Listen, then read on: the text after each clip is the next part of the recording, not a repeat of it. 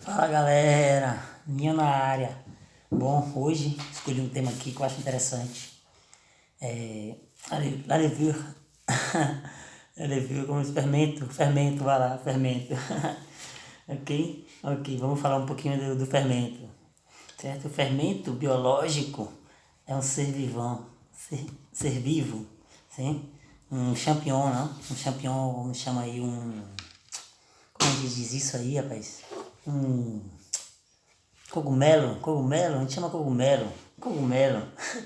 É um cogumelo microscópico unicelular, ou seja, uma célula unicelular, pluricelular, unicelular, uma célula, certo? Que se multiplica, que eles chamam de bourgeonemon, não sei para começar, eu penso que é por contato, ele se contacta e se multiplica, né? Deve ser algo assim. E é isso, certo? Ela tem duas funções desse fermento, né? Funcionar na pasta para fazer o pão, na massa do pão, certo? Ela funciona de que forma? Ela fermento para dar volume, certo? Ela funciona, ela tem a fase ativa, certo? E tem a fase passiva. Ela funciona nas duas fases. Tanto quanto você trabalha manualmente a massa ali, ou com o instrumento ali, né? Como se chama? Com os equipamentos que você utiliza para fazer, para dar forma e tal, ou se você faz à mão, a fase ativa, né? E também nas fases passivas, que são aquelas fases onde a pasta está descansando, certo? Ela está ali no repouso dela, a fase passiva, certo? E o que acontece? Nessa fase ativa, certo? Ela está, na qual a gente está trabalhando na massa, ela está em contato com o ar. É a fase aeróbica. Aerobi, aeróbica, certo? Ela tem um contato, ela tem presença de ar ali, você está trabalhando ela ali com o ar do ambiente, certo? Tudo isso, nesse momento, é a fase aeróbica, certo? E na fase que não tem presença de ar, que ela está descansando, está coberta, é a fase anaeróbica, ok? O que acontece? Com a presença de ar, na fase passiva ali, na fase aeróbica, elas se multiplicam, certo? E elas respiram e se multiplicam, certo? E na falta de ar, certo? Ela provoca uma fermentação, ela fermenta, ela come, vamos dizer assim, ela come o açúcar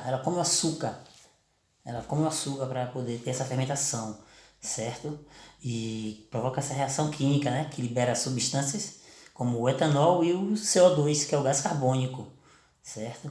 A fim de quê? A fim de produzir energia sob forma de fermentação alcoólica, certo? A fermentação paner, do pão, é uma fermentação alcoólica, porque quando essa fermentação acontece, ela libera ali, certo, o CO2, que é o que faz é o gás carbônico que faz a pasta crescer, certo? E o etanol, que é o álcool etanol.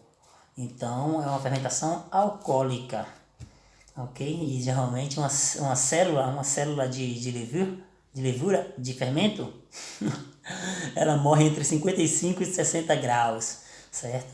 Ali o pão, quando você bota ele no forno, até os primeiros 5 minutos ele ainda está fermentando. Depois disso ele para de fermentar e só faz cozinhar. Certo? O que mais eu podia falar para vocês aqui? Eu falei da fase aeróbica, né? Que o fermento respira e se multiplica, certo? Presença de ar, fase aeróbica. Em falta de ar, na falta de ar não, na abstinência, né? Abstinência de ar, na abstinência de ar, a fase anaeróbica, certo? Provoca essa fermentação, justamente nessas fases que a parte está descansando, a fase passiva, certo? Tem alguns tipos diferentes, não vou entrar muito em detalhes aqui dos tipos, vou falar só alguns nomes, certo? A gente tem fermento líquido, tem o fermento seco desidratado, tem o fermento seco reidratado, tem o fermento seco a umidade intermediária congelada e tem também o fermento seco instantâneo, geralmente esses pozinhos assim que a gente usa no bolo e tal, ali, instantâneo, viu galera? Então é um pouco disso. O que mais eu queria falar para vocês aqui? E a conservação é importante também, né? Esse tipo de... Aqui a gente pode utilizar como exemplo o fermento seco, desidratê ou hidratê, como a gente utiliza, certo? Muito em... Vamos lá. Fresco, o fermento fresco pressé, a gente chama assim, fermento fresco pressé, ok? Sua conservação, normalmente dentro de onde pode, essas caixas de margarina, essas caixas térmicas, sabe? Essas caixas térmicas, isso para melhorar a sua conservação dentro dessas caixinhas térmicas, uma temperatura fria, certo? A 4 graus acima de zero, né? 4 graus acima de zero, ok? E se conserva normalmente durante 5 semanas. 5 semanas desse jeito aí você tem seu fermento guardado, para poder usar. E o que mais eu poderia estar ensinando para vocês, eu poderia estar conversando com vocês aqui. Acho que é isso, galera. No mais é só, certo? Acho que já falei muito. Valeu, até a próxima aí. E é isso, por hoje é só. Valeu, um abraço, tamo junto.